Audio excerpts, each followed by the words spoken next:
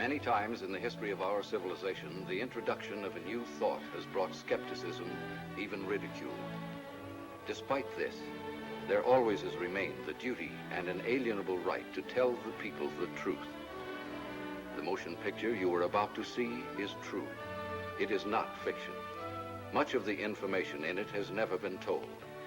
You will see it here for the first time. On July 29, 1952, at the Pentagon, a press conference was held. This is the actual official transcript of that conference.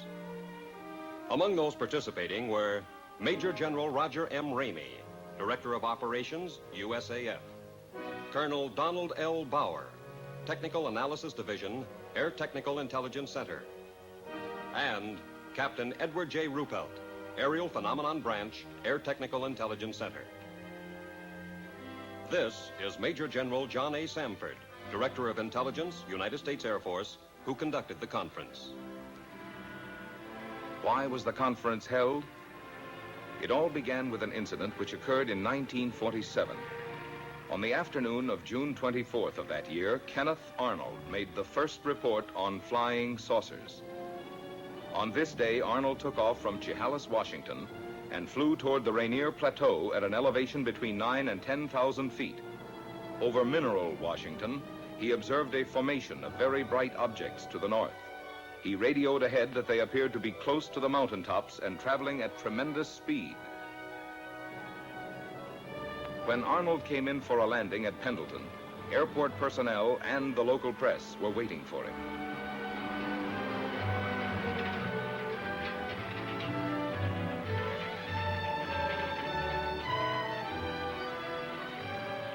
Arnold counted 9 objects in echelon formation. He observed that they had no tails and described them as saucer-shaped objects. The story was picked up by the wire services. He saw what? In the next 24 hours, virtually every newspaper in the country ran the story.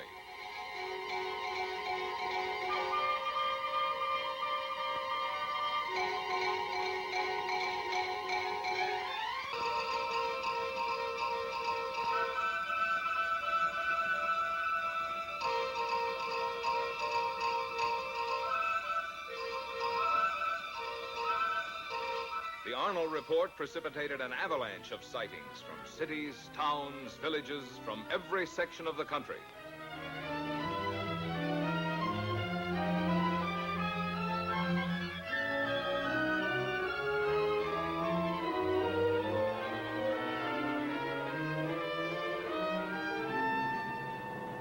The commercial aspects of the saucer situation were not overlooked.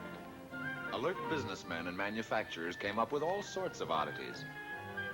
The practical joker moved in. Homemade saucers of all kinds and descriptions began to turn up promiscuously. Within a few months of the original saucer report, practically everyone in America was conscious of flying saucers.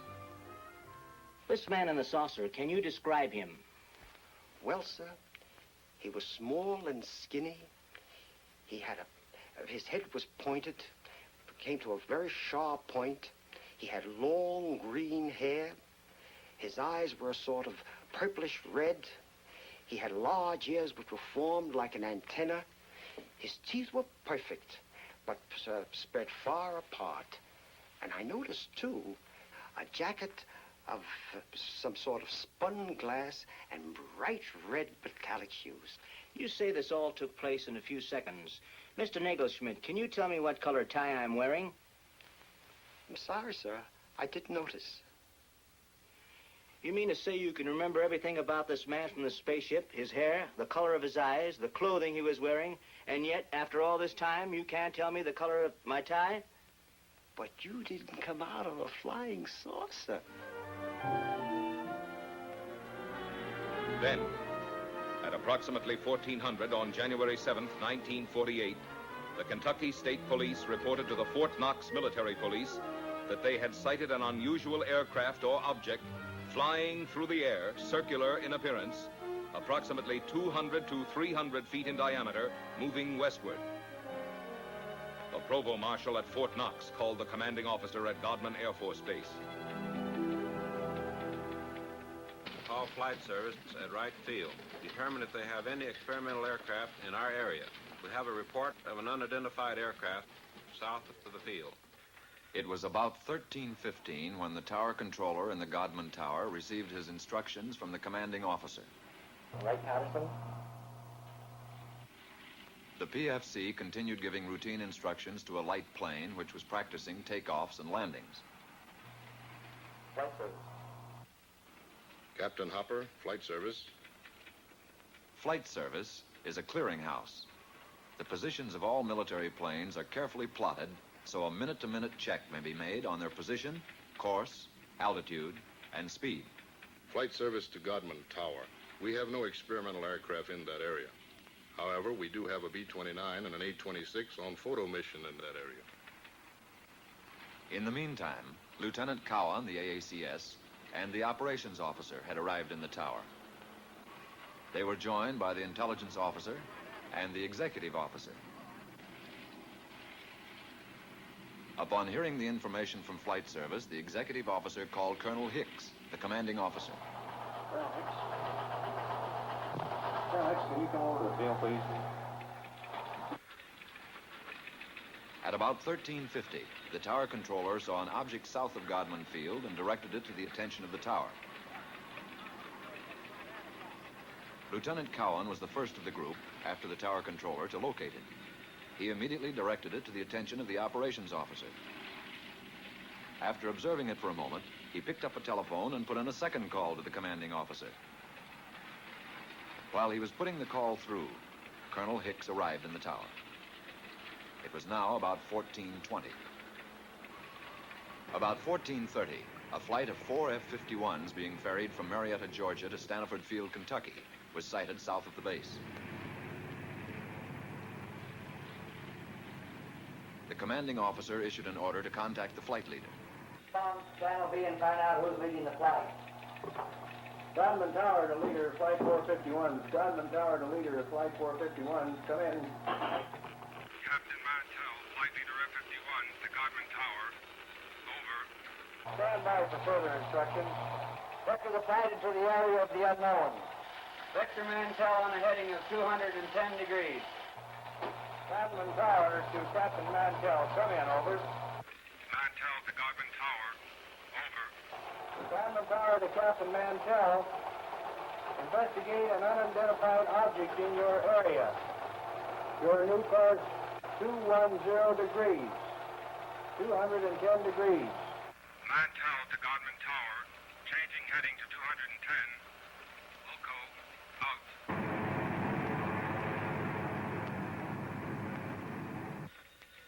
One of the ships in Mantell's formation, NG-336, piloted by Lieutenant Hendricks, requested permission to land at Stanford Field to refuel and get oxygen. Permission was granted. Captain Mantell and the other two planes started to climb toward the object. The second pilot made a similar request. Both wingmen refueled and, after getting oxygen equipment, took off again. Captain Mantell, flying NG-3869, continued climbing, outdistancing his wingmen. At 14:45, Mantell called the tower. Mantell to Tower. I see it. Above and ahead of me. I'm still climbing. A few moments later, one of Mantell's wingmen was heard. What the hell are we looking for? After a moment, Captain Mantell made a reply. Mantell to Tower. The object is directly ahead of and above me. Now moving at half my speed. Godman Tower to leader, Flight 451. Godman Tower to leader, Flight 451. Come in. Mantell to Tower. It appears to be a metallic object of tremendous size. The object now was in visual view of the tower personnel. Mantell to Tower. I'm trying to close in for a better look. I'll go to 20,000 feet. Shortly after this, Pilot Hammond, the remaining wingman with Mantell, called Mantell over his radio. Level off, Captain, until I've regained visual contact. The personnel in Godman Tower waited tensely for Mantell's reply, but he made no answer. A moment later, Pilot Hammond made another report to the tower. Mantell seemed to have disappeared. Mantell had apparently climbed beyond his wingman. At 15:25, the remaining wingman broke off and returned to Stanford Field. The object, which was in visual sight from the tower, as were the F-51s during the chase, disappeared at approximately 1550. The F-51s were first lost to view, and then the object went behind a cloud. Godwin Tower to Captain Mantell. Come in. Over. This is Godwin Tower to Captain Mantell. Come in. Over. At 1750, Staniford advised Godman Tower that Mantell had crashed 5 miles southwest of Franklin, Kentucky. The crash had occurred at approximately 1645. Captain Mantell was killed.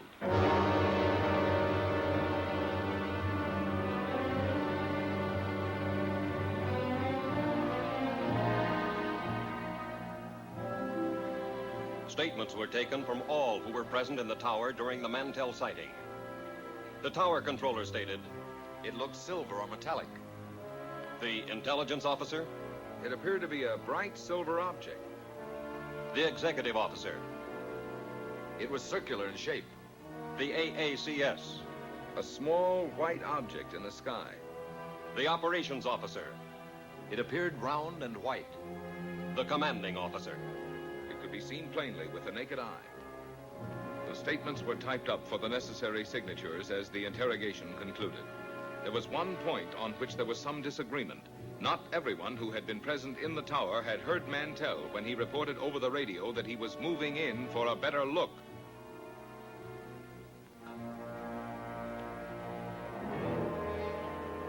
The more lurid sections of the press reported that fragments of Mantell's plane were found to be radioactive. Some news sources reported that an autopsy revealed that Mantell had been killed by some kind of death ray unknown to our men of science. These reports were false. Because certain publications persisted in using a sensational approach in reporting sightings, there were increasing demands from the public for an explanation. However, the Air Force had already taken official cognizance of the flying discs. Headquarters, United States Air Forces, issued a directive for a detailed study of flying disc reports. This project received a secret classification and the code name of Sign. Department of Air Force and Department of Army letters directed all respective subordinate units to report directly to Air Materiel Command all information concerning unidentified flying objects. And so Project Sign was implemented. Trained investigators were dispatched to the exact scenes of the sightings. After thorough on-the-spot interrogations, the reports were sent on to ATIC for further analysis. Utah, Washington, Norway, Sweden, Denmark, South Korea, Ohio, New Jersey, Oregon, Philippine Island, Louisiana, Alabama, Tennessee, Kansas, Massachusetts. As an example of the credible type of sightings reported by reputable, trained observers was the report of Captain Willis Sperry. What is your full name, Captain? Captain Willis Sperry. How long with American Airlines? 17 years. What was the date of sighting? May the 29th, 1950. And the time of sighting? 9:30 in the evening. The origin of sighting? 60 miles southwest of Washington, D.C. And the destination? Nashville, Tennessee. What was the visibility? It was unlimited. And what was your altitude? 7,500 feet. Who of the crew first saw the object? The co-pilot called it to my attention as I had turned to reach for a map. The object was flying head-on at us. It was 50 times the magnitude of the brightest star. I immediately made an abrupt turn to avoid collision. As I looked to my left, the object appeared to come to a stop. Can you describe the shape of the object? It appeared as a perfectly streamlined object without wings or tail section, as it was silhouetted against the full moon. At all times, it had a brilliant, shimmering blue light in the nose. It was traveling at fantastic speed, and although it had passed off our left wingtip, it circled us in a matter of seconds and appeared off our right wing. There again, it stopped, and we watched it for several seconds. When again it started, it reversed its direction. We watched it for several more seconds until it disappeared in the east out of sight. Have you ever seen any other similar object, Captain? Never before or since.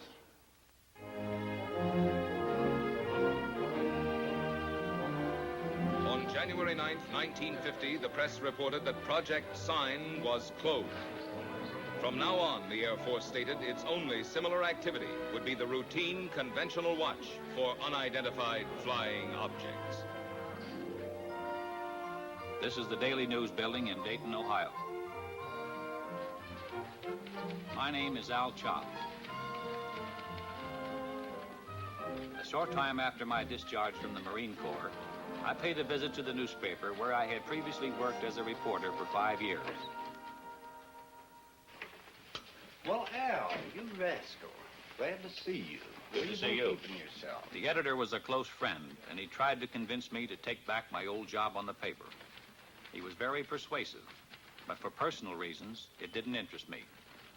Oh, but you remember the old days here. Now it's all different. 3 hours for lunch, double time for overtime, blonde copy girls. Once he realized that my mind was made up, he made another suggestion. It was due to this casual suggestion that I walked right into the middle of the flying saucer story.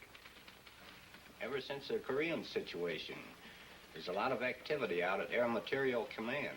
You could fit right in that public information office there. Who's the man to see out there? Friend of mine, Major Cross. I'll call him now. The idea appealed to me. I'd always been intensely interested in aviation. Also, I liked the idea of settling down in Dayton again. Both Dee, my wife, and I had a lot of friends there. It would be like coming home again. The editor set up an appointment for me at Air Materiel Command. This is what I wanted, but a man never knows what he's getting into. The next day, I went out to AMC and talked to the major. He seemed satisfied with my newspaper background. I was interviewed by a personnel official who filled out the necessary papers preliminary to an Air Force security check. Full name? Albert M. Chop, C-H-O-P.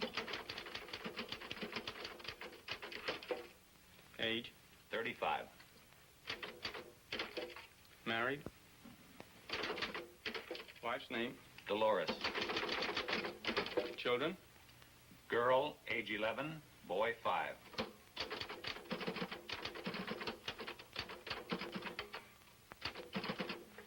Take this to room D. Thank you. Shortly after, I went on the AMC payroll on the PIO desk. I soon shook down into the routine of the public information desk. There was a wide diversification of projects for which I wrote material. Most of it was released as newspaper copy, with an occasional article published in the magazines. I wrote a piece on a portable printing press that could be set up close to the front line. These presses printed daily bulletins, which proved of great value in sustaining morale of frontline troops. I did a few pieces on helicopters, which were coming into wide use in Korea. Newsweek magazine printed this, and it also appeared in many of the country's leading newspapers. Then, one morning about 10 o'clock, I got a call from a newspaper editor in Boston. The Boston editor wanted confirmation or official information on a flying saucer report out of Sioux City, Iowa. I told the editor that Project Sign had been officially closed. He was insistent, so finally I called Air Technical Intelligence Center. No, Chop. We have no report on Sioux City or any other sighting. You people on PIO desk ought to know we've closed Project Sign. For the next couple of hours, calls came in from newspapers all over America.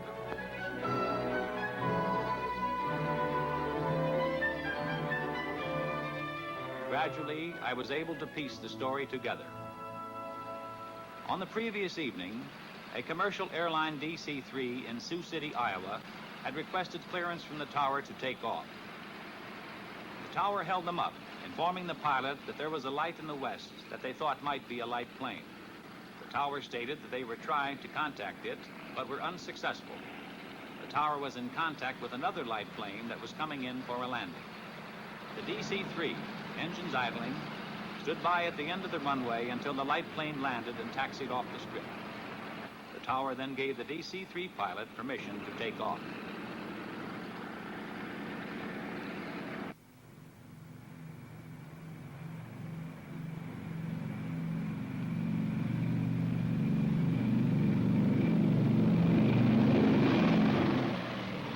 DC-3 climbed for altitude. An unidentified light suddenly closed in. This was the object that the tower unsuccessfully had tried to contact by radio. The tower observed this and radioed the DC-3, but the light had already been observed by both the pilot and co-pilot. Suddenly, the light accelerated and made a head-on pass at the plane, which swerved to avoid a collision. It zoomed past them, close to their wingtip. The pilot called the tower and described the object as a B-36 without wings.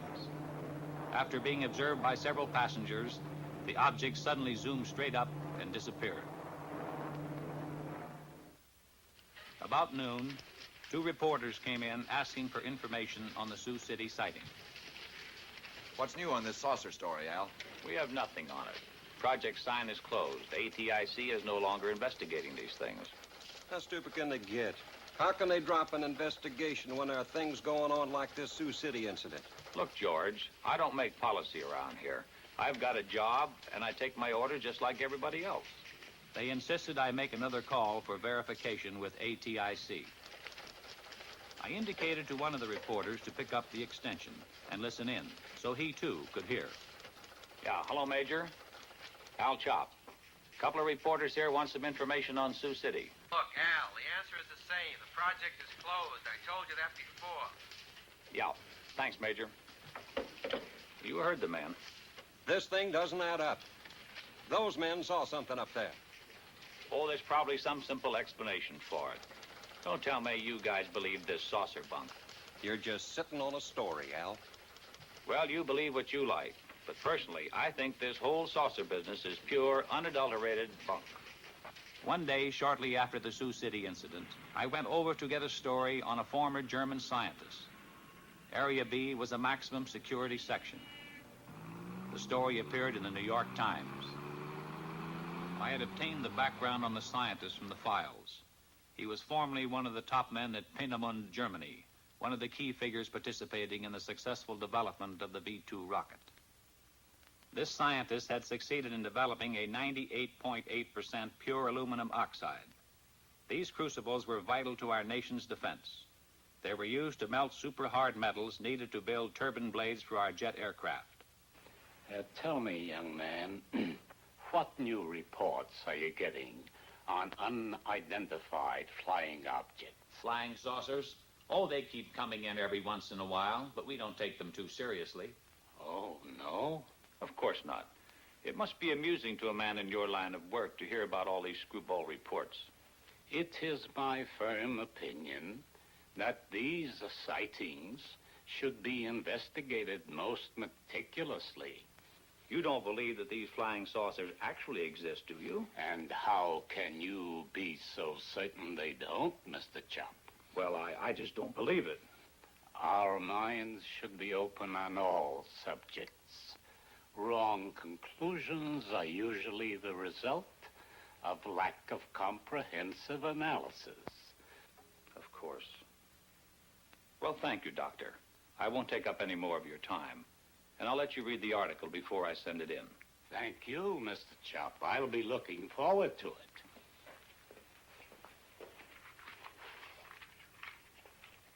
Later that same day, I paid a visit to the Public Information Officer for Air Materiel Command. It was his job to know everything that was going on. I brought up my interview with the scientist. He's a top man, isn't he, Colonel? As good as they come. We got on the subject of saucers. He seemed to lend credence to their existence. At least he doesn't deny it. Well, he's not alone in that opinion. I don't understand, Colonel. If a crack scientist thinks they could exist, why not the Air Force? Al, I'm going to let you in on something. Somehow security was breached on the code name Sign. Every news agency knew that Project Sign meant saucers. On top of it, we were up to our bustle in screwball reports. Serious investigation was all fouled up. The serious investigation? Then the Air Force is still investigating these sightings? We switched the code name to Project Grudge, and the investigations continued. And what have they shown? Nothing conclusive as yet. Could these saucers be some kind of a secret weapon of ours? No. If they were, Air Materiel Command would be the first to know. How about a device from a foreign country? We know they're not. What is your opinion, Colonel? I don't have any opinion, Al. A short time later, I was promoted to chief of the press section. From then on, there wasn't a moment when I didn't have at least one reporter hounding me for information on saucer sightings. Got a question, Al. Boys down at the office would like an honest answer. Project sign is closed, right? That's right. Has the Air Force set up a new saucer investigation? No. Thanks, Al. That's all I want to know.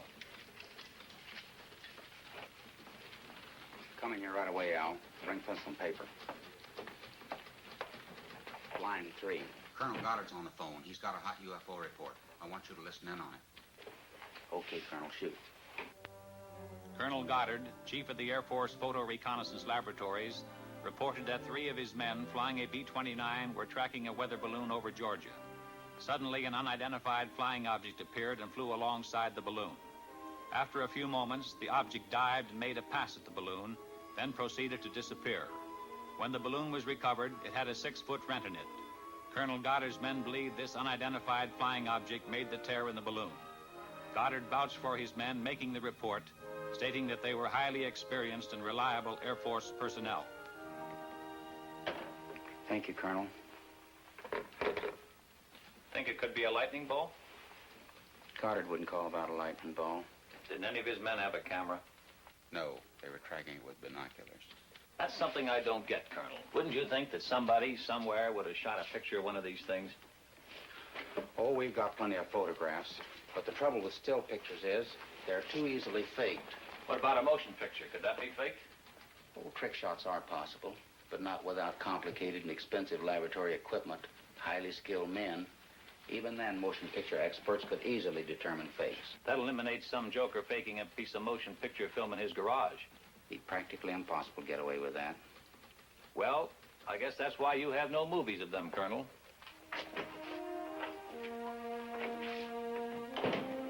As chief of the press desk, my work hours, my meals, my sleep became increasingly disturbed and chaotic. I saw little of my wife and children. Chip, my son, was at this time making periodic visits to a doctor in Dayton. How's Chip? I feel more hopeful with the new specialist. You look tired. Since you've gotten this new job, the children don't know their own father anymore. Yeah, sometimes I wish I were back on the newspaper. I was talking with Mrs. Collins today. She tells me her husband's cousin works with a man who swears he saw a flying saucer. I thought I told you that term was taboo in this house. Do you really think they might be from Mars or someplace? Look, honey, don't you get like the rest of those screwballs that I have in my hair all day. Every time some kid flies a kite, 50 different people see spaceships. Come on, let's get to bed. A few days later, the colonel and I were talking over routine press releases on a new type transport plane, when suddenly the colonel veered off at a tangent. By the way, there's a magazine fellow coming out here from New York to do a story. I want you to set up appointments with the people he'll want to see. Right. What magazine is he representing? Life. What are they after? He's going to write a piece about unidentified flying objects. Are you serious? Life was given clearance by the Air Force Commanding General. How come? When the General Staff makes a plan, they have the whole picture in view. We here at Dayton see only a smaller section. Pentagon has its reasons. Very good ones, most likely. When the Life story breaks, we're going to have to fight our way in here through a milling mob of inquisitive reporters. No, Al, you won't. You won't be here. Colonel Searles in the Pentagon has requested you by name. He wants you to join his staff in Washington. Colonel, it's been swell working with you. But under the circumstances, I'll be delighted to get out of here.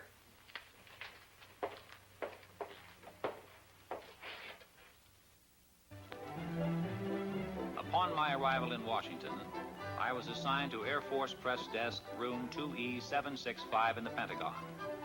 My last official act at AMC had been to arrange the conferences and briefings for Life magazine. I was in Washington only a short time when Look magazine submitted the galley proofs of their saucer article to my desk. I put the Look article through to security review. Now I felt free to settle down in my new job. I checked in with the press section of the United States Senate, House of Representatives, and Department of State. I paid the required visits to the information departments of the Army, Navy, and Marine Corps. I covered the Civil Aeronautics Administration and other agencies with whom I would be working in close contact. By now, I figured I was through with flying saucers for good. But the Pentagon had other ideas. Because of my previous experience, I was assigned to unidentified flying objects. I was back in the flying saucer business.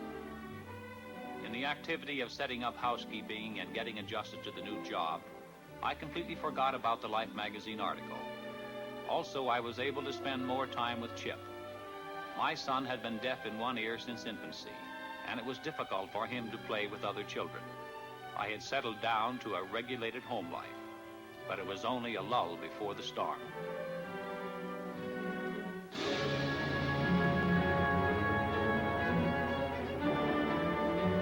On April 7th, 1952, Life hit the newsstands with the saucer story. The question, if anyone ever had any doubt about it, was forcefully answered.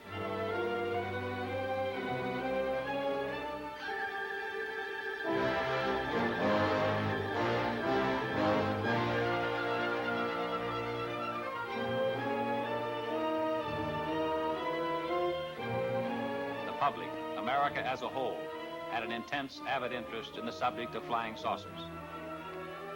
The first few days following the Life story were chaotic.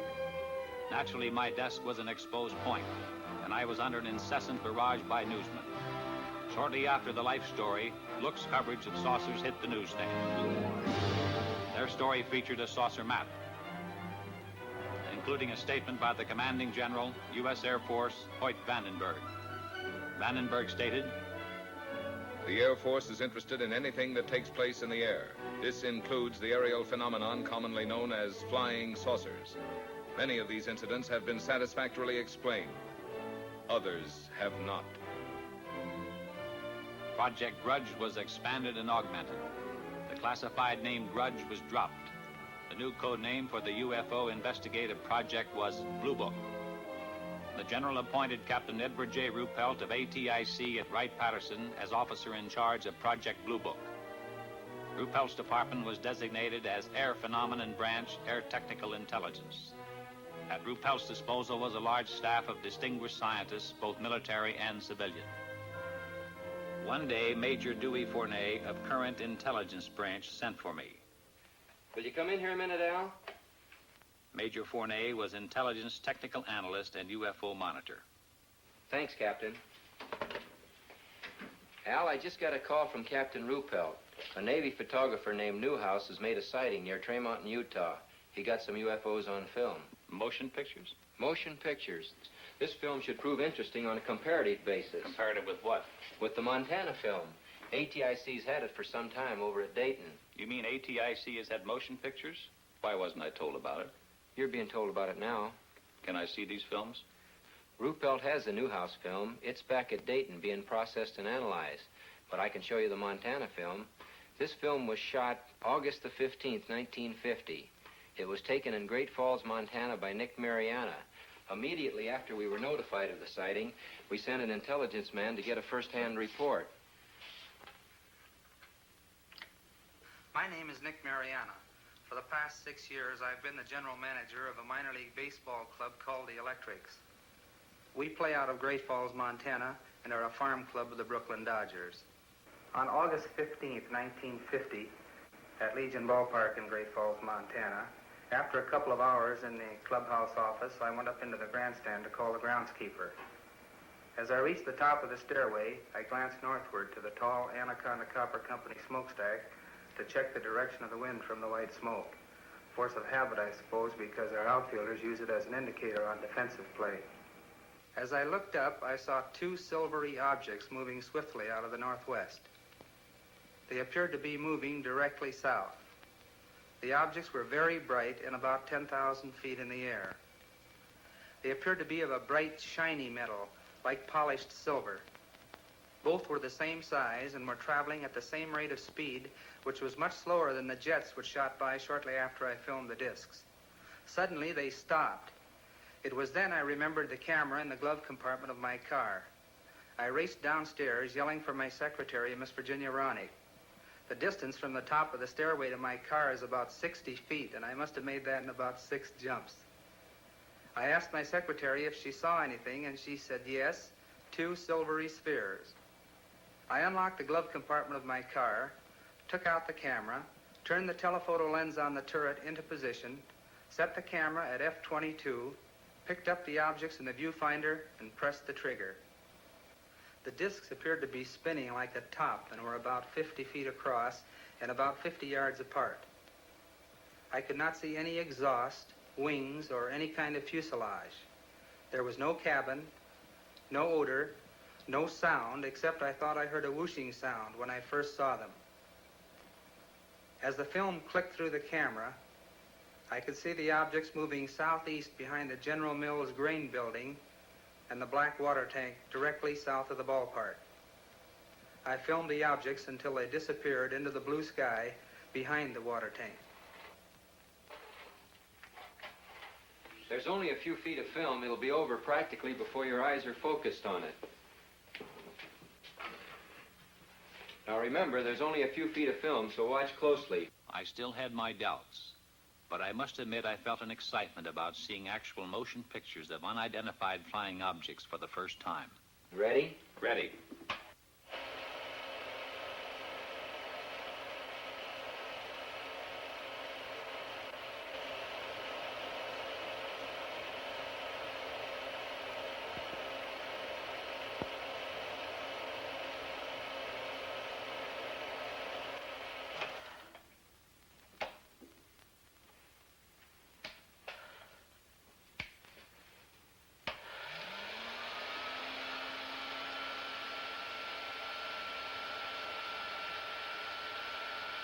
What do you make of it? You saw what I saw.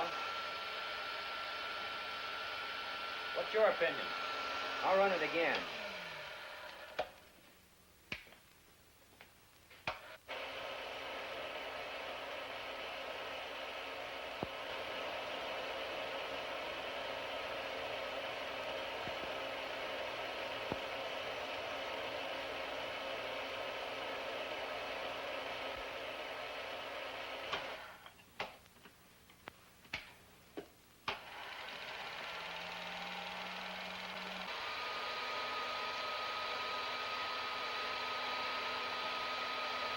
Do you have a transcript on Mariana? It's at Dayton.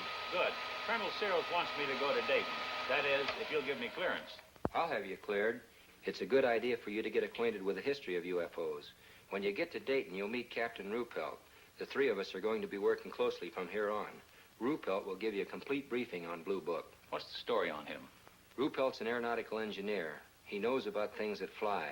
An excellent man to head up Project Blue Book. Okay. Once again, what's your opinion of this film? As far as I'm concerned, I'll have to classify them as unknowns. I'll run the film again, this time in slow motion.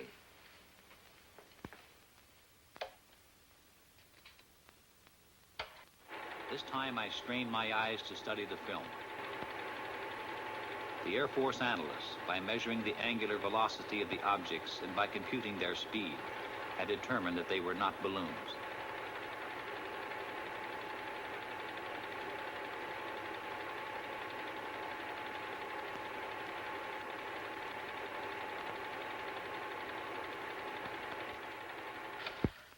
Well?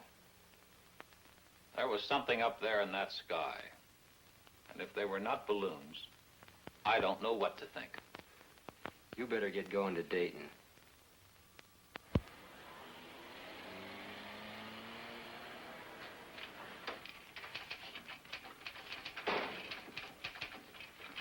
Yes, sir. May I help you? I'll chop to see Captain Ruppelt. Captain's right over there, sir. Thanks. Captain Ruppelt, I'm Al Chop. Have a seat, sir. Major Fernay lured me you're arriving. You got the green light here. Where would you like to start? As a springboard, I suggested that he brief me on the general outline of how the organization handled reports on UFOs. Ruppelt began to fill me in on the baffling saucer problem, including a breakdown on the reported sightings supplemented by graphs. There were literally hundreds of cases where Air Defense Command pilots had attempted to intercept UFOs. There were sightings where UFOs had been tracked by ground radar, airborne radar, ground observation, and combinations of all these elements. I accompanied intelligence officers on investigations. I witnessed the difficulty in breaking down and gaining the confidence of those who were reluctant to talk about their experiences for fear of personal ridicule and embarrassment. Others were cooperative.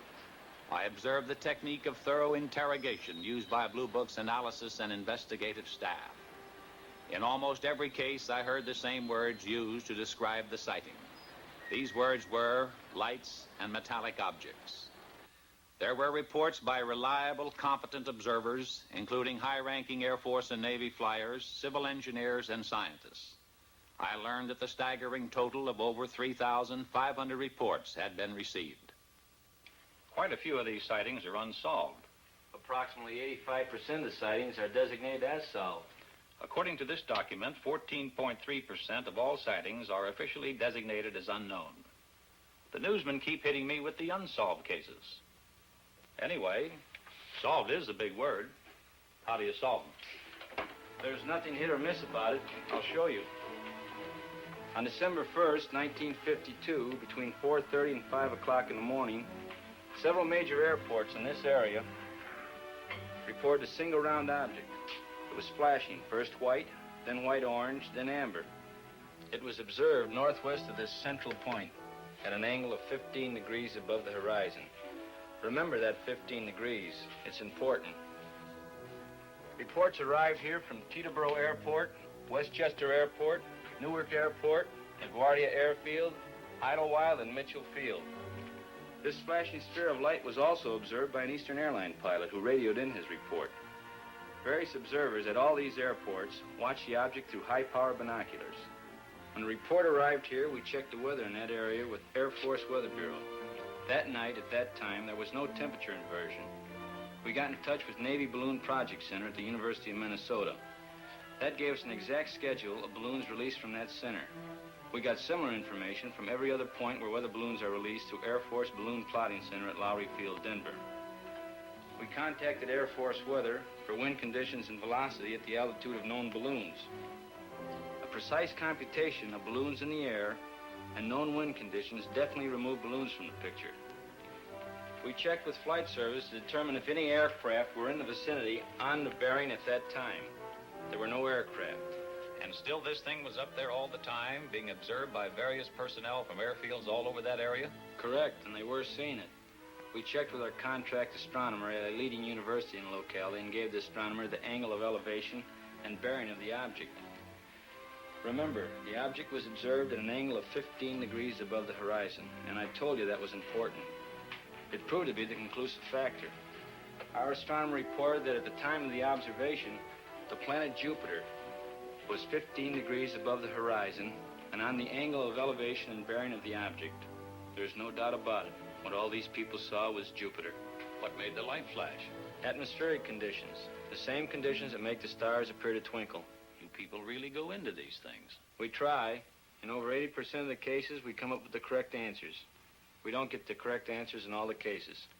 What about the motion picture made by this Navy man, Newhouse? We're working on that. How does it look? Impressive. Can I see it? It's being analyzed. When the film is available, will I be able to take a look at it? As soon as analysis is completed, you'll see it. Satisfied? Yeah. How long will that take? About a week. We're doing an exhaustive check on the Newhouse stuff. Really putting it through the ringer. When we're through, we'll forward a print to the Director of Intelligence with a complete report of our analysis. Fill me in on Newhouse. Would you consider him a qualified observer? He rates as a top flight observer, an extremely competent one. Immediately upon getting word of his sighting, we dispatched an investigator from Travis Air Force Base to interrogate Newhouse. The exact date of his sighting was July 2nd at 11 a.m., Mountain Standard Time. I was driving on U.S. Highway 30 South with my wife and our son Delbert and our daughter Ann. We were on our way from Washington, D.C. to Portland, Oregon on vacation before reporting to my new duty station at the Aviation Supply Depot, Naval Supply Center, Oakland, California. About 7 miles after we passed through Trail Mountain, Utah, my wife noticed a group of objects in the sky which she could not identify. I pulled over to the side of the road stopped, got out, looked up, and saw the objects.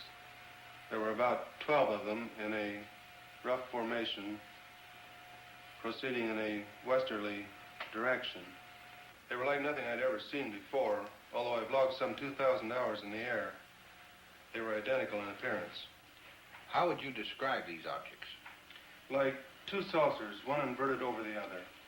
I had no means of judging the altitude. It appeared to me to be about the size of B-29s at 10,000 feet.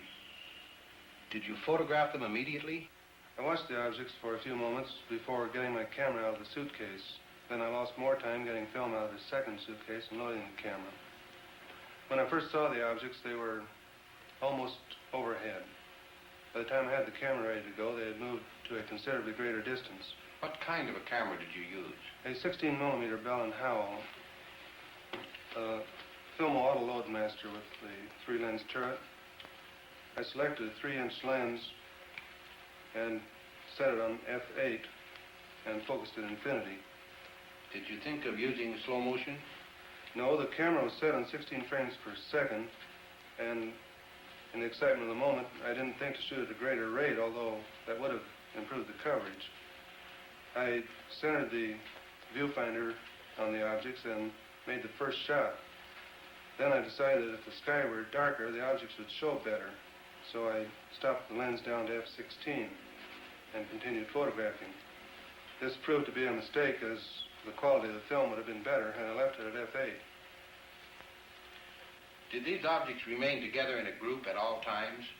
No. Toward the end, one object reversed its course and proceeded away from the rest of the group.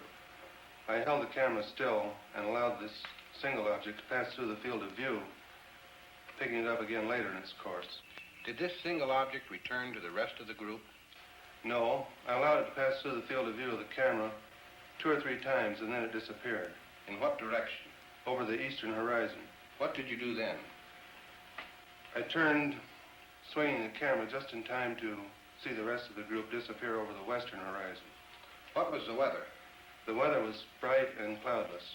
Visibility good? The visibility was excellent. How does this film you shot compare with what you saw with your naked eye? You have studied the film. Yes, I've studied it. I'm very disappointed. The film falls far short of showing what I saw with the naked eye, due to the delay in getting the camera started and my error in exposure. If I'd had this camera in the seat beside me, loaded and ready to go, there'd be no need for questions. The Air Force would have the answer. What is your full name, please? Delbert Clement Newhouse. And you are on active duty with the Navy? Yes, sir, I am. What is your official Navy rank? My title is Chief Photographer. I'm a commissioned warrant officer, United States Navy. How long have you been in the service? 21 years. Now, is there anything you can add to the description of these objects? They had a bright silvery color. Can you describe some particular detail? They had a metallic appearance. They seemed to be made of some kind of polished metal. The Newhouse film, as I told you, is presently under analysis. Sergeant, would you get me the Fargo case? The Fargo sighting was October 1st, 1948. A National Guard lieutenant, thank you, a National Guard lieutenant was about to land his F-51 at Fargo Airport.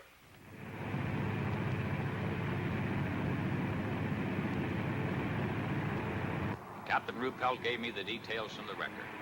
The pilot, after a routine patrol flight, was cleared by the tower to land when he asked, "Anything in the way?" "There's a Piper Cub below you. Nothing else in the air." I see the Piper Cub. I see another light about 1,000 yards ahead of me. It looks like the tail light of a plane. I can see you, but I can't see the light you're observing. The pilot told the tower he could see it and was going to close in and try to make identification.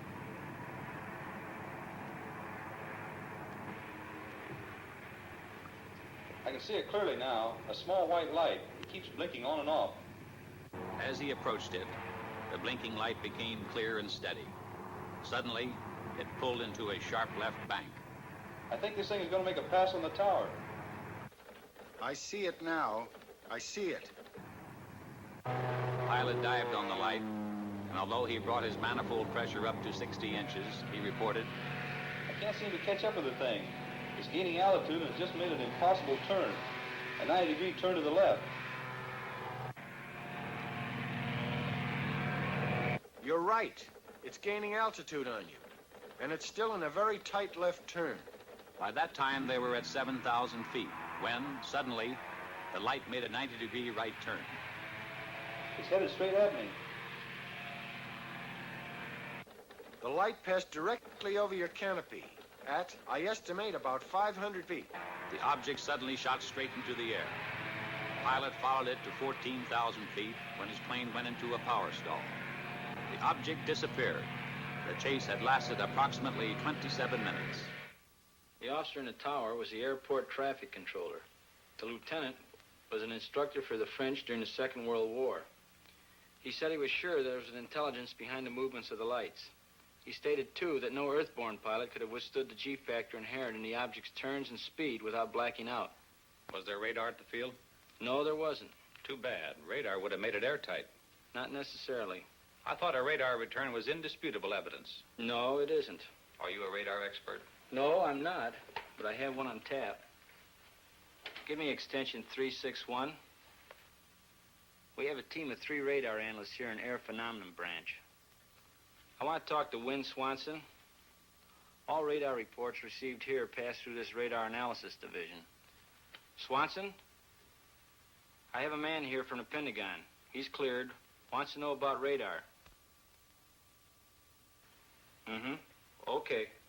The field's socked in solid with fog, but he'll take you over to GCA.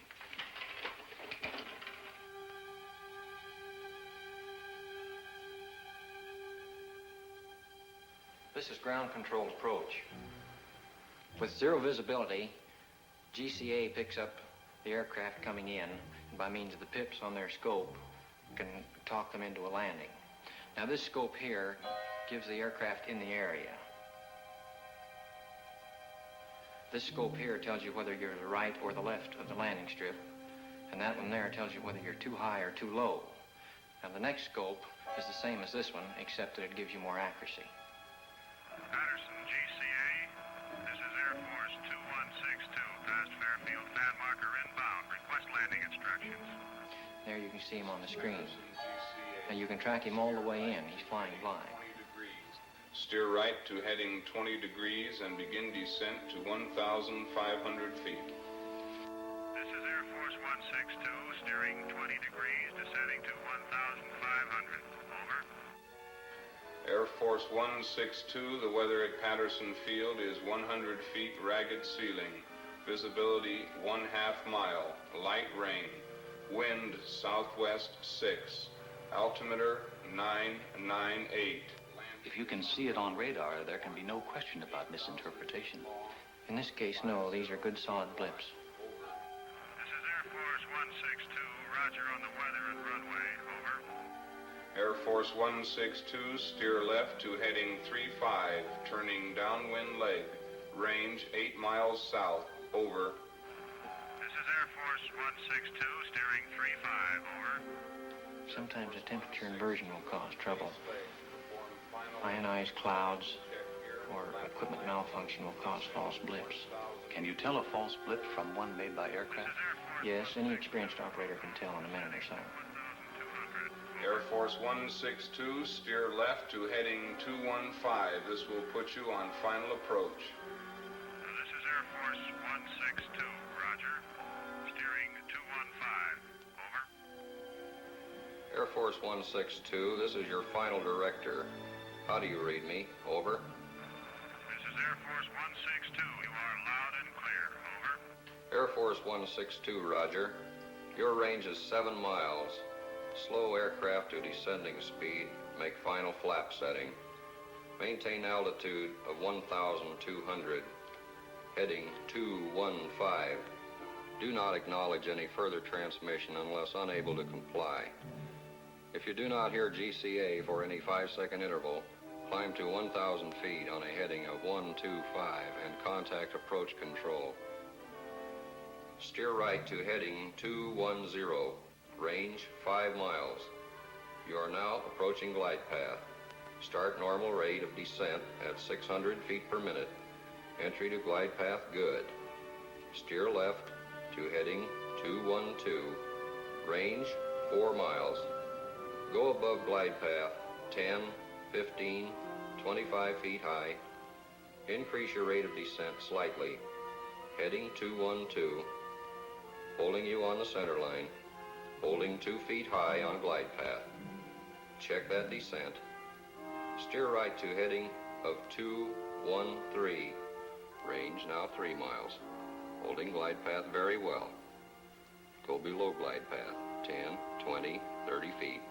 Level off slightly. Steer right to heading 214. Coming back nicely to glide path. 25, 20, 15 feet low. Heading 214 had you lined up with the center line. Range 2 miles. Holding 15 feet low on glide path. Bring it up slightly. 10, 5. Now on glide path. Range 1.5 miles. Heading 214 on glide path. Steer left to heading 213 over the end of runway on center line. On glide path as you approach point of touchdown. Touchdown in 3 seconds. If you cannot see the runway, pull up and climb to 1,000 feet, heading 125.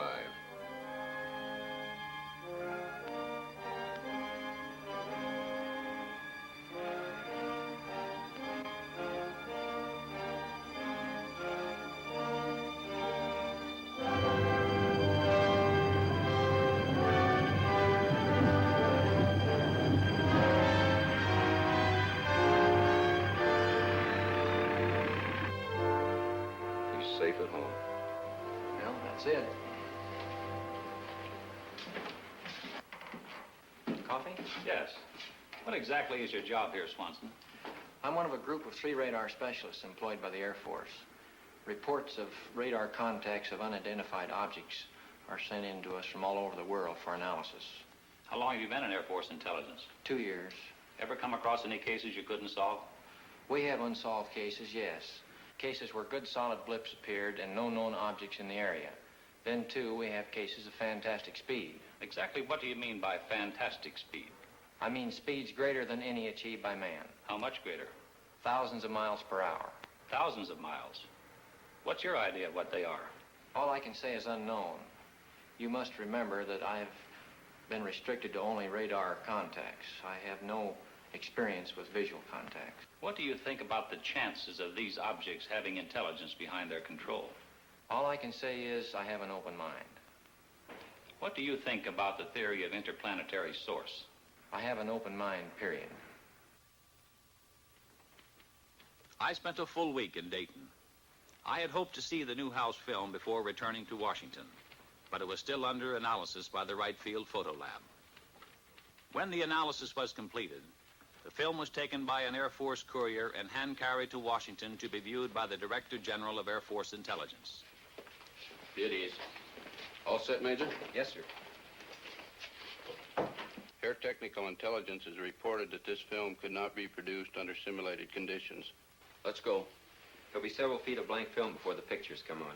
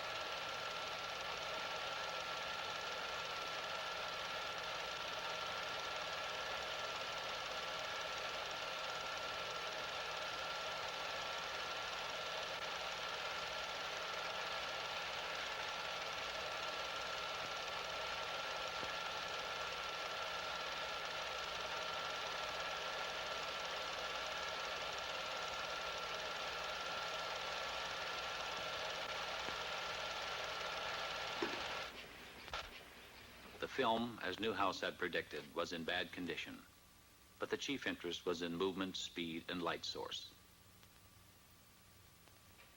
After a moment, the general asked to see it again.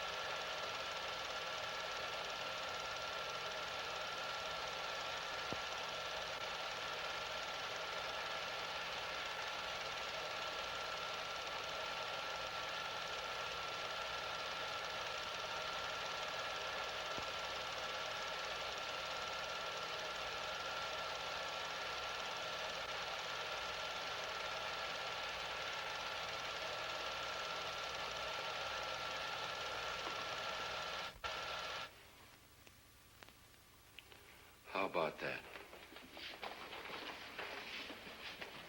Those were the only words spoken in the room. How about that? A few days later, Major Fournay had some news for me. We got the analysis of the Newhouse film from Air Materiel Command. What does it show? Not birds, not balloons, not aircraft, not faked. With the telephoto lens used, weather balloons within 5 miles distance could have been determined on the film. At a greater distance than 5 miles, they could not attain the speeds calculated. Within a 5-mile range, an aircraft of 40-foot wingspan could have been clearly determined. In excess of 5 miles, the speeds of the objects are greater than aircraft could achieve, except in a straight-line speed run. No bird is sufficiently reflective as to cause the film to react as strongly as it is done. If they're not birds, not balloons, or aircraft, and the film isn't faked, what can these things be?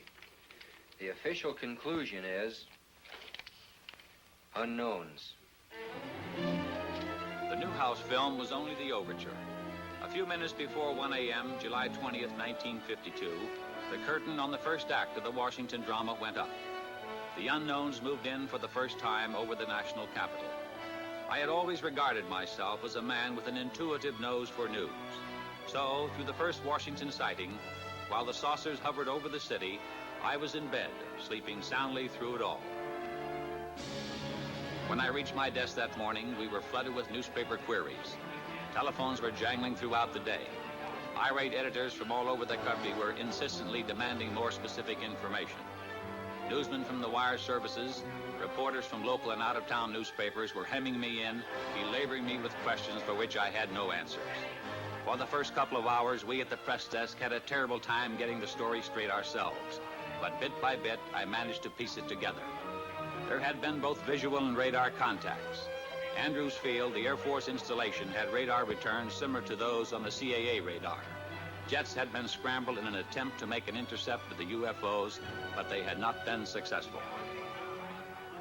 The week after the Washington saucer sighting was a mad, chaotic one. The story was headlined from coast to coast. As the PIO man assigned to answer saucer questions, I had been under an incessant barrage of inquiries day and night by newsmen. I could get no sleep, no rest at all. Among other things, the Washington Daily News published an interview with Harry G. Barnes, Senior Air Traffic Controller, Civil Aeronautics Administration. Barnes stated, "There is no other conclusion I can reach but that for 6 hours on the morning of the 20th of July, there were at least 10 unidentifiable objects moving above Washington. They were not ordinary aircraft. I could tell that by their movement on the scope. I can safely deduce that they performed gyrations which no known aircraft could perform. By this I mean that our scope showed that they could make right-angle turns and complete reversals of flight. Nor, in my opinion, could any natural phenomena account for these spots on our radar." Then, exactly a week later, it really broke loose. It was the night of July 26, 1952. At 10:30 p.m., I received a phone call from Ray Nathan at CAA. Hello. Chop? Yeah. Ray Nathan, get down here right away. What's up? The radar at Washington National is picking up unknowns. Again? The press is hounding me for a statement. I don't know what to tell them. Dee, bring my coat and the car keys. Stall them off. I'll be right over. A couple of guys from Life magazine are here with a camera. Stall them, too. What's the matter? Radar is picking up unknowns over the capital. Don't wait up. At 11:10 p.m., Major Forday received a call from Lieutenant Colonel Thomas, Air Force Intelligence Duty Officer at the Pentagon, informing him of what was going on at Washington National. As I raced to the airport, I kept glancing up through the windshield, expecting to see the things, but everything seemed normal.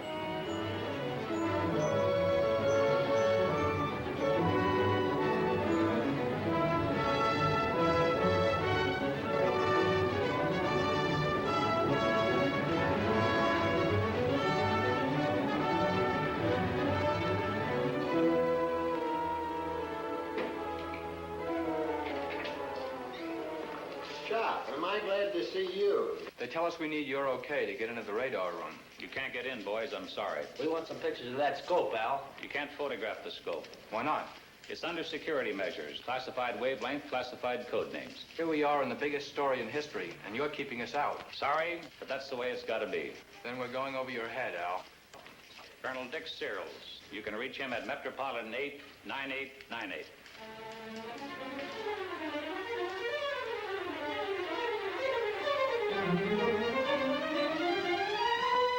Another one. Look at him go. One of them is an airliner. It's a slightly different shape. Did you alert the Air Force? I called Air Defense Command. What'd they say? They're scrambling a couple of jets. Same as last week? Uh-huh. Could this be caused by temperature inversion? Inversion?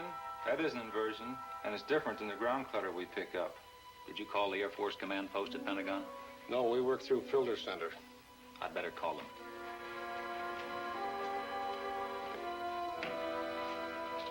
Get me the Pentagon Air Force Command Post. This is Al Chop. I'm at Washington National. Have you heard about the unknowns here tonight? We've been alerted. There's a blue flight on the way there right now. Okay. Washington Control to Flight 639, come in.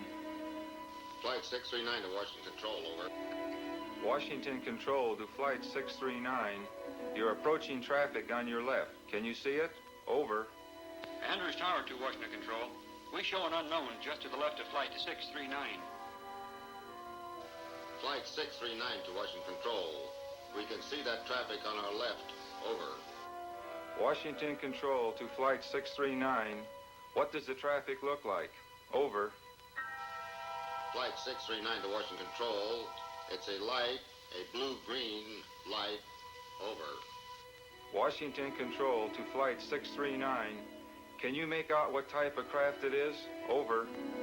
Flight 639 to Washington Control. No. We can just see a light, a blue-green light, over. Washington Control to Flight 639. Roger, out. This is Bluebird 1 to Washington Control. Come in. The jets are coming on now. Washington Control to Bluebird 1. Change course to 225 degrees. Bluebird 2, hold your course. Over. Bluebird 1 to Washington Control. Wilco, out. Bluebird 2 to Washington Control. Wilco, out. They're gone.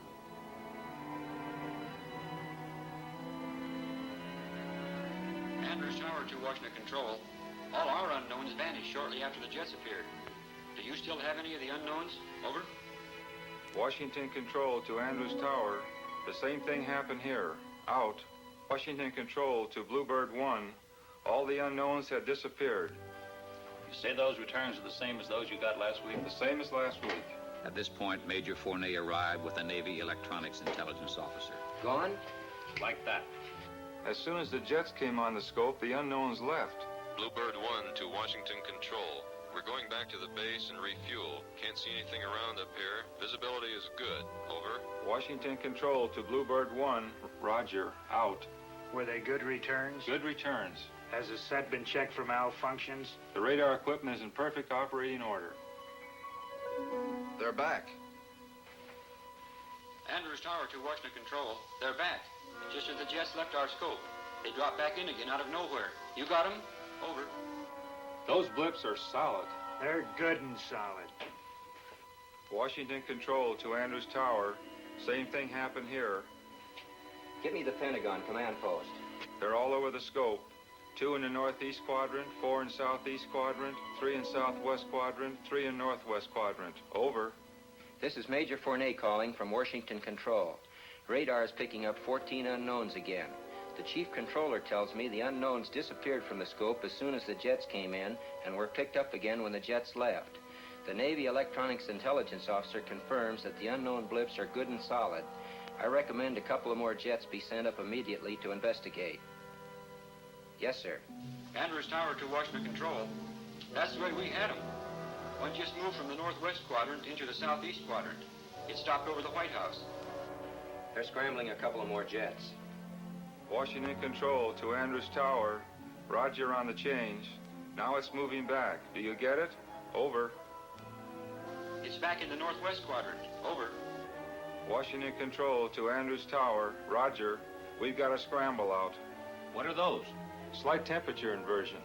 You can see the difference in the returns. One strong, the other weak. These unknowns are solid objects. Red Dog 1 to Washington Control. We're approaching the area. Over. Washington Control to Red Dog 2. Change course to 265 degrees. Washington Control to Red Dog 1. Change course to 114 degrees. Over. Red Dog 1 to Washington Control. Wilco, out. About 4:30 a.m., Major Fournet received a long-distance telephone call from Robert Gina of Life magazine.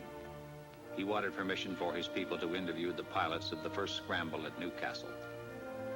Major Fournet decided that under the circumstances, it would be wise for him to take the call.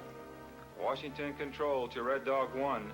Change course to 315 degrees. Over. Red Dog 1 to Washington Control. Wilco, out. Washington Control to Red Dog 1. Come in. Red Dog 1 to Washington Control. Over. Andrews Tower to Washington Control. Our scope shows Red Dog 1 is right in the middle of the unknowns.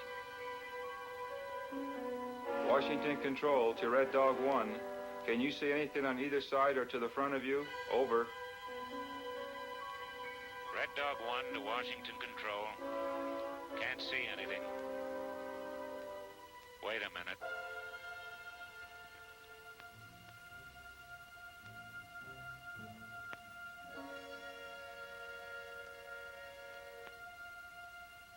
I see him.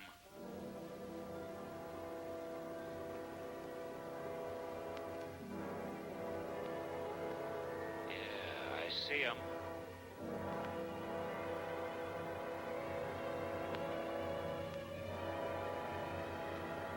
They're all around me.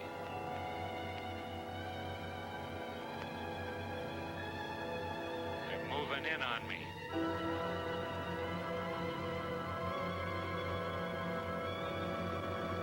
They're coming closer.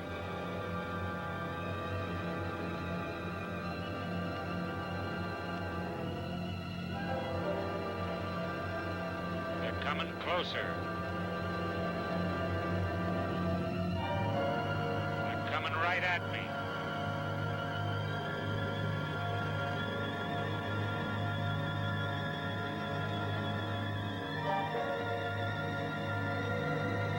Hold it.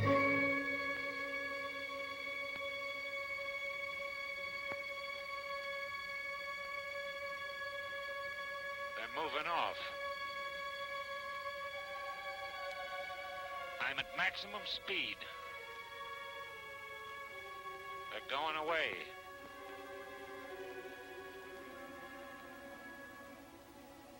They're gone. I can't see them.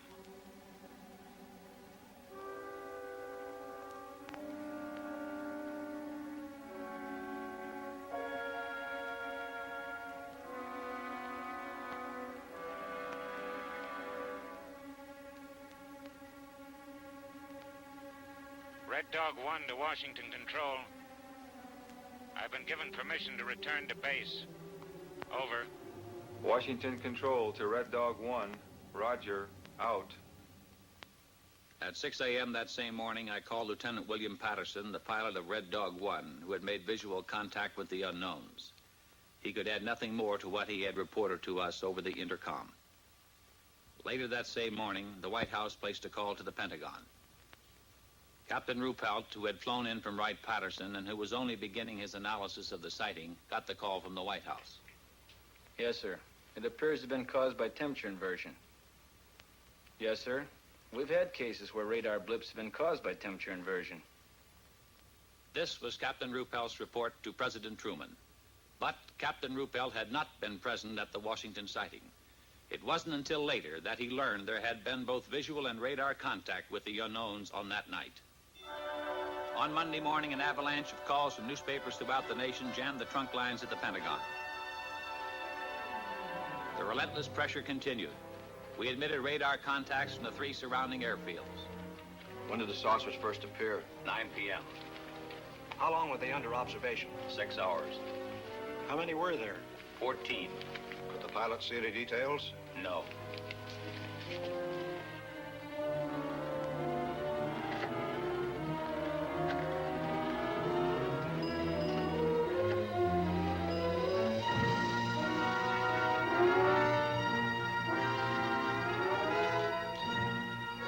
In an interview which appeared in the Washington Times-Herald, Lieutenant Patterson, pilot of Red Dog 1, said he concentrated on one of the bright lights, but it outran him. I tried to make contact with the bogies below 1,000 feet, Patterson said. I saw several bright lights. I chased a single bright light. I was at my maximum speed. I ceased chasing it because I saw no chance of overtaking it. Under the insistent demands from the nation's press and the accumulating pressure of the public, the Chief of Staff set up a press conference at the Pentagon. I was present when General Sanford spoke for the newsreel cameras. The Air Force interest in this problem has been due to our feeling of an obligation to identify and analyze to the best of our ability anything in the air that may have the possibility of threat or menace to the United States. In pursuit of this obligation, since 1947, we have received and analyzed between 1,000 and 2,000 reports that have come to us from all kinds of sources. Of this great mass of reports, we have been able adequately to explain the great bulk of them, explain them to our own satisfaction. We've been able to explain them as hoaxes, as erroneously identified friendly aircraft, as meteorological or electronic phenomena, or as light aberrations. However, there have been a certain percentage of this volume of reports that have been made by credible observers of relatively incredible things. It is this group of observations that we now are attempting to resolve. We have, as of date, come to only one firm conclusion with respect to this remaining percentage, and that is that it does not contain any pattern of purpose or of consistency that we can relate with to any conceivable threat to the United States. We can say that the recent sightings are in no way connected with any secret development by any agency of the United States. When I left the Pentagon that evening, General Sanford's words kept running through my mind. Credible observers of relatively incredible things.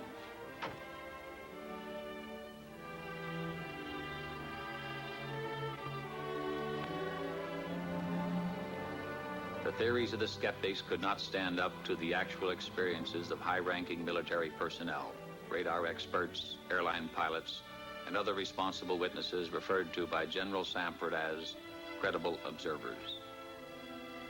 I started to walk through the streets of Washington, the words remaining with me, credible observers of relatively incredible things.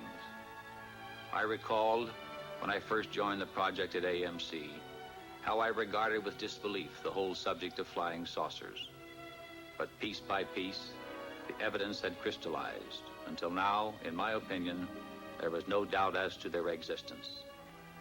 Now, so far as I was concerned, it was no longer a question of whether or not there were unknown objects flying in our atmosphere. For me, the only questions that remained were, what are these objects? Where do they come from? To me, the evidence indicated intelligence behind their control. And by now, the belief that their source was interplanetary was no longer incredible.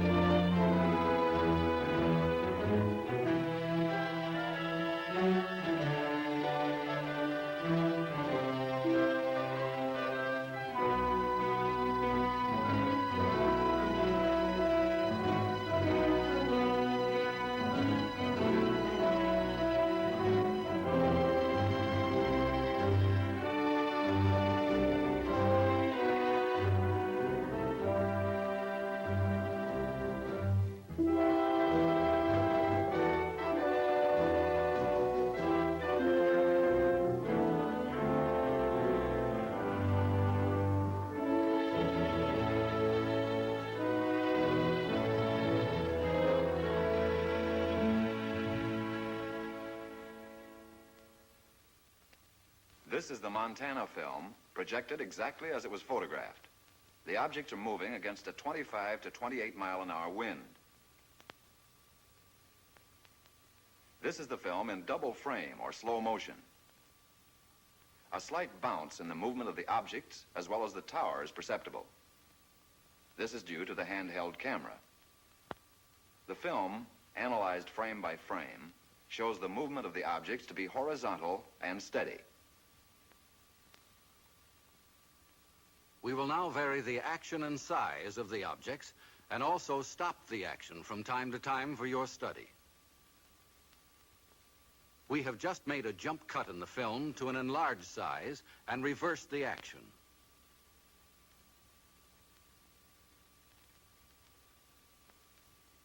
You are now seeing the objects exactly as they were photographed, but from a closer perspective.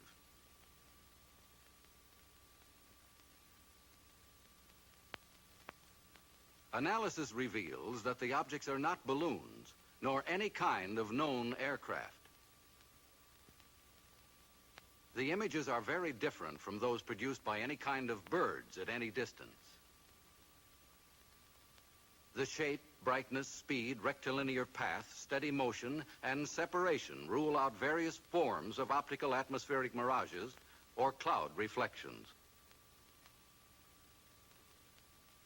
Comprehensive analysis has eliminated meteors and other known natural phenomena. The possibility of airplane reflection has been carefully studied and ruled out. This is the Utah film as it was originally photographed. The image structure and maneuvers definitely eliminate any kind of known aircraft. This is where Chief Photographer Newhouse, in his excitement, changed exposure.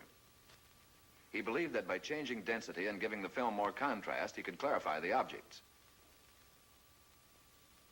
The single object that reversed its course. The bounce is due to handheld camera. Now we study the action of one section of the film. We stop the action. We move in. Within a 5-mile range, aircraft could be determined.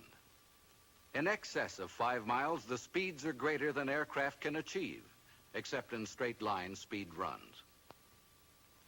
The movement here follows an elliptical or circular pattern. Microscopic examination reveals that the objects are well focused. Their size varies from 1/6 to 1/10 the size of the moon, as it appears to the naked eye. Their form is circular and sometimes elliptical. This fits the commonly used flying saucer description. Observe the object in the upper left corner. We move in to study the action. The object upper left will go out of frame on widescreen projection.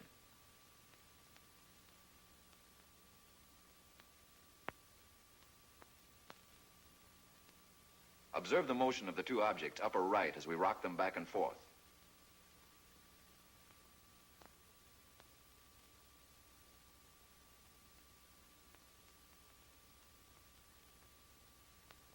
Now we move over and up on the frame to make a closer study of the object in the upper left corner. Examine this object closely. Compare it with those objects you saw in the Montana film.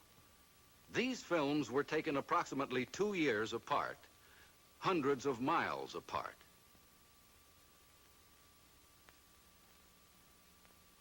We drop back to the original perspective and resume. Now the section of the film where photographer Newhouse changed exposure. Weather conditions, together with the persistence and motion of the formations, eliminate the possibility of atmospheric mirages. Photogrammetric experiments have shown that the images cannot be associated with any kind of birds at any distance. Stop. Now forward again.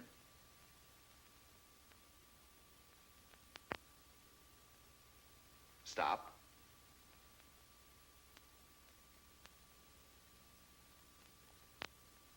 We drop back to original perspective.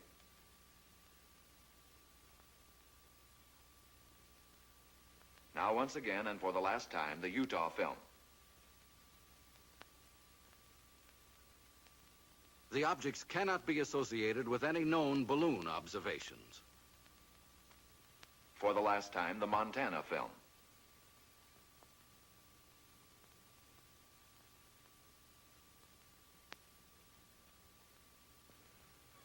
The motion picture you have just seen is authentic. It is substantiated by documentation, eyewitness accounts supported by affidavits, and official government reports. The evidence has been presented to you with integrity and objectivity to establish the fact that unidentified flying objects, commonly known as flying saucers, do exist. Some kind of flying objects have been photographed in the sky. If they cannot be identified as objects known to man, what are they? If they are not man-made, who made them? If they are not from this planet, where are they from?